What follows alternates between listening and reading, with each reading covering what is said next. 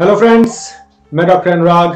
आज मैं आप लोगों को कुछ सोचने पे मजबूर करने जा रहा हूँ। क्या आप लोगों ने कभी सोचा है कि आपने अपने बच्चे को तो इतने अच्छे से नीट एंड क्लीन एनवायरनमेंट में रखा है, जब भी आप अपने बच्चे को खिलाने जाते हो तो कम से कम एक बार 2 मिनट तक हैंड वॉश कर आप जाते हो। आप जिस भी कटोरी में या चम्मच से आप बच्चों को खिलाते हो, उस कटोरी को, चम्मच को भी कम से कम आपने 4 बार जरूर धोया होगा, स्टेराइल किया होगा एंड तभी आपने बच्चों को खिलाया होगा। इतनी नीट एंड क्लीनलीनेस अपनाने के बावजूद आपने देखा है कि बच्चों को आए दिन पेट में दर्द हो जाता है। रात में आपका बच्चा ठीक से सोता है एंड सुबह जब जागता है तो बोलता है मम्मा मम्मा मेरे पेट में दर्द हो रहा है। तो आखिर कभी आपने सोचा कि इतनी साफ सफाई रखने के बावजूद क्यों बच्चे को पेट में दर्द हो जा रहा है? तो आज इस वीडियो में मैं आपको यही समझाने जा रहा हूं कि बच्चों में कॉमनली पेट में दर्द क्यों होता है। और अभी से आने वाले समय में कम से कम 5 वीडियोस रिलीज हो रहा है आपके सामने। आज का वीडियो क्यों होता है, क्या कारण है पेट दर्द का बच्चों के अंदर। दूसरी वीडियो वो जो मैं आपको निकालूंगा बहुत इंपॉर्टेंट होने जा रहा है आपके लिए एंड उसमें मैं बताने जा रहा हूं कि आखिर जब पेट दर्द होता है तो कब तक आप वेट कर सकते हैं घर में, कब आपको हॉस्पिटल, क्लिनिक या डॉक्टर के पास ले जाने की जरूरत पड़ेगी बच्चों को, आखिर वो क्या क्या चीजें हैं जो आपको देखनी है। तीसरे वीडियो में मैं आपको बताऊंगा कि क्या कुछ टेस्ट अवेलेबल है मार्केट में जो कराया जाए जिससे एक डायग्नोसिस पे आप पहुंच सकते हो कि हाँ आपके बच्चे को इसी वजह से पेट में दर्द हो रहा है।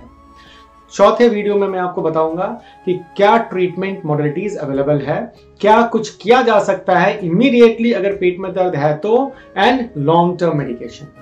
ठीक इसी तरीके से 5th वीडियो, ये मैं मोस्ट कॉमन कॉज जो होता है बच्चों में पेट दर्द का, दैट इज फंक्शनल, इसी फंक्शनल पेन को समझाने जा रहा हूं मैं अपने 5वें वीडियो में।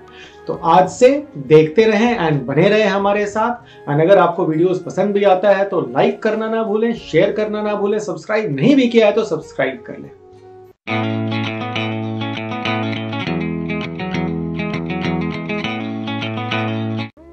आपके टाइम को ज्यादा ना लेते हुए मैं डायरेक्ट आता हूं अपने पॉइंट पे। तो आज का हमारा जो टॉपिक है क्या कि बच्चों में क्या है पेट दर्द का कारण। तो इसको जानने के पहले सबसे इंपॉर्टेंट है आपको ये जानना कि आखिर पेट के अंदर, एब्डोमेन के अंदर क्या क्या स्ट्रक्चर होता है, क्या वाइटल ऑर्गन्स होता है। क्योंकि जो वाइटल ऑर्गन्स होगा ऑफ कोर्स पेन का ओरिजिन भी वही होने जा रहा है। तो सबसे पहले आप ये जान लीजिए कि पेट के अंदर क्या वाइटल ऑर्गन्स हैं।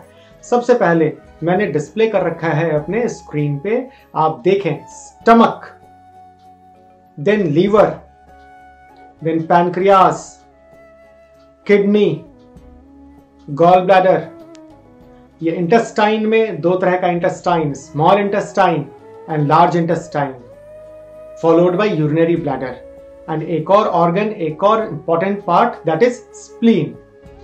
इसके अलावे, इन वाइटल ऑर्गन्स के अलावे कुछ मस्कुलेचर होता है, कुछ नर्व फाइबर्स होता है एंड इवन कुछ वेसल्स भी होते हैं। वेसल्स में खासकर आर्टरीज एंड वेन्स। आर्टरीज जो कि प्योर ब्लड को हार्ट से इंटेस्टाइन की ओर लेकर आता है एंड वेन्स जो इम्प्योर ब्लड को इंटेस्टाइन से हार्ट की ओर लेकर जाता है।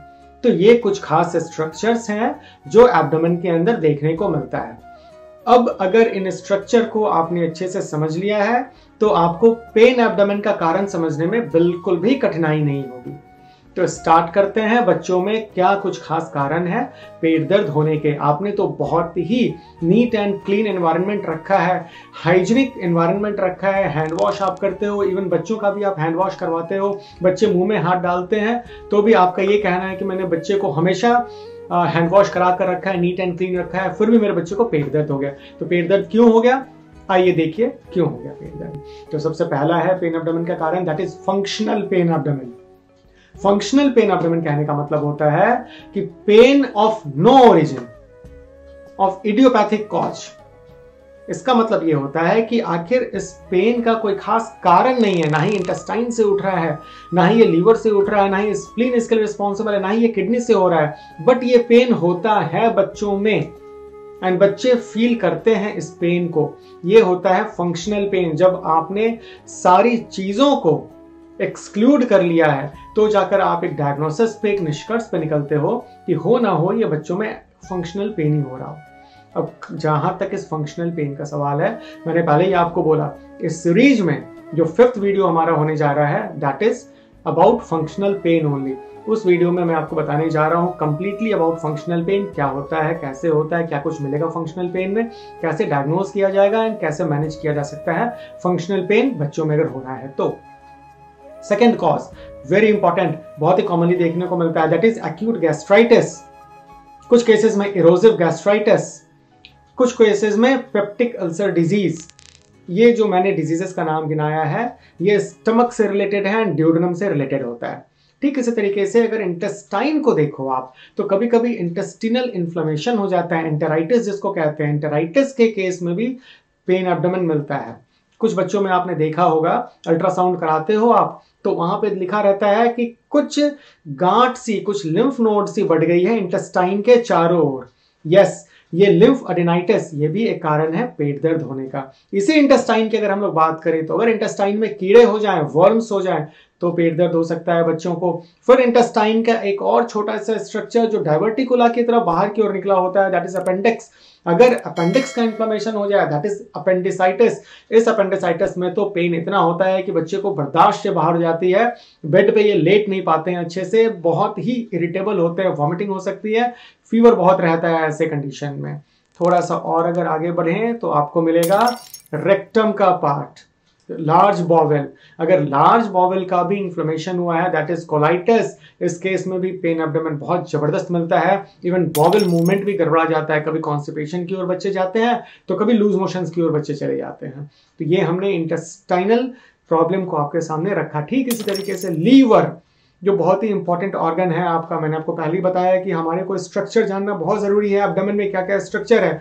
अगर लीवर का इन्वॉल्वमेंट हुआ है तो यहाँ पे हेपेटाइटिस हो सकता है, acute hepatitis. Generally commonly viral hepatitis होता है बच्चों में, हेपेटाइटिस ए वायरस कल्प्रिट होता है।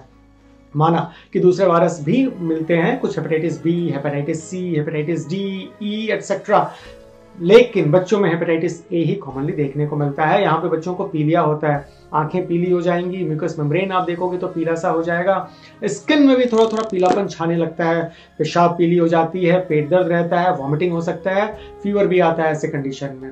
ठीक इसी तरीके से अगर पैनक्रियाज का इन्वॉल्वमेंट हो जाए दैट इज पैनक्रियाटाइटिस। हालांकि थोड़ा रेयर है, बहुत कॉमन नहीं मिलता है पैनक्रियाटाइटिस, लेकिन बच्चों में पैनक्रियाटाइटिस देखा गया है, बोथ एक्यूट पैनक्रियाटाइटिस भी एंड क्रॉनिक पैनक्रियाटाइटिस भी। ये पेट दर्द होने का बहुत इंपॉर्टेंट कारण है। एंड एक्यूट पेट दर्द होगा, अचानक से रात में या दिन में पेट दर्द होगा, बच्चे वॉमिट में आ जाएंगे, फीवर होने लगेगा, पेट पे हाथ नहीं लगाने देंगे। कुछ आप टेस्ट कराते हो, सीरम अमाइलेज एंड लाइपेज तो बढ़ावा इसमें मिलता है। ठीक इस तरीके से आगे बढ़ें और देखें रीनल, तो रीनल पैरामीटर्स में खासकर रीनल स्टोन अगर हो गया है, गुर्दे में अगर पथरी हो गई है तो आपको फिर एब्डोमिनल पेन देखने को मिलेगा। प्लस अगर यूटीआई हो गया है, यूरिनरी ट्रैक्ट इन्फेक्शन, यहाँ भी आपको पेट दर्द देखने को मिलता है। यहाँ पे मैं थोड़ा सा पॉज लेना चाहता हूँ, आपको एक बात बताना चाहता हूँ। कुछ पेरेंट्स ऐसे आते हैं जो डायग्नोज थे यूटीआई, जिनके बच्चों में यूरिनरी ट्रैक्ट इन्फेक्शन डायग्नोज हो रखा है, या तो आपने यूरिन रूटीन करवाया है, कल्चर करवाया है, या अल्ट्रासाउंड एब्डोमेन का करवाया है, जहां पे दिखता है कि हाँ इसको एविडेंस है यूटीआई का। तो वहां पे लोग ये पूछते हैं कि हमारे बच्चे को तो यूटीआई है तो आप एब्डोमेन क्यों चेक कर रहे हो? आखिर यहाँ पे एब्डोमेन चेक करने की क्या जरूरत है, क्यों आप पेट को देख रहे हो, आखिर क्या मिलेगा आपको पेट के अंदर? यहाँ पे उन पेरेंट्स को मैं ये बताना चाहता हूँ कि हाँ यूटीआई है जरूर, लेकिन यूटीआई का संबंध पेट से ही है। हमें यूरिनरी ब्लैडर को देखना होता है, हमें परकशन करना होता है, हमें रेजोनेंट है या डल परकशन आ रहा है, हमें ये देखना होता है क्या रेजिडुअल वॉल्यूम तो नहीं है, यूरिन तो नहीं है यूरिनरी ब्लैडर में, ये हमें देखना होता है। हमें किडनी एरिया को, जो रीनल एरिया है, इसे देखना होता है, इवन जो रीनल एंगल होता है ठीक एब्डोमेन के पिछले हिस्से में, हमें यह भी देखना होता है। तो कहीं ना कहीं यूटीआई में भी हमें एब्डोमेन को चेक करने की बहुत जरूरत है। इसलिए ये क्वेश्चन करना कि हमारे बच्चे को यूटीआई है एंड यूटीआई में आपने एब्डोमेन क्यों देखा, ये एक तरह से थोड़ा सा सही नहीं है। ठीक इसके बाद आगे बढ़ते हैं तो आपको मिलता है गॉल ब्लैडर। जिस तरीके से रीनल स्टोन्स हो सकता है, ठीक उसी तरीके से गॉल ब्लैडर में भी स्टोन्स हो सकता है, जिसको पित्त की थैली बोली जाती है। अगर वहां पे स्टोन मिलेगा या गॉल ब्लैडर का इन्फ्लेमेशन हो जाएगा तो भी पेट दर्द देखने को आपको मिलता है। ठीक इसी तरीके से कुछ और कारण जो कि बच्चों में और कॉमनली मिलता है, दैट इज सिस्टाइटिस, अगर ब्लैडर वॉल का इन्फ्लेमेशन हो गया है, इस कंडीशन में पेट दर्द मिलेगा। एंड स्प्लीन से रिलेटेड पेन थोड़ा कम मिलता है, बहुत रेयरली पाया जाता है। हाँ, कुछ केसेस में स्प्लीन रिलेटेड पेन भी हो सकता है। तो ये कुछ खास कारण थे पेट दर्द होने का बच्चों के अंदर। यहाँ पे मैं आपको ये बताना चाहूंगा कि अगर आपके बच्चे को पेट दर्द हो रहा है तो ठीक है, अगर नॉन ऑर्गेनिक है, फंक्शनल है, तो आप वेट एंड वॉच की पॉलिसी अपना सकते हैं। लेकिन अगर सीरियसनेस है, किसको कहते हैं सीरियसनेस, ये मैं जस्ट अपने आने वाले वीडियो में बताने जा रहा हूं। अगर abdominal pain, serious abdominal pain है, डेंजर साइंस प्रेजेंट है इस एब्डोमिनल पेन में, तो इमीडिएटली आपको रश करना है towards hospital, nursing home, doctors के पास। अपने पीडियाट्रिशियन को, चाइल्ड स्पेशलिस्ट को जरूर से कंसल्ट कर लें आप।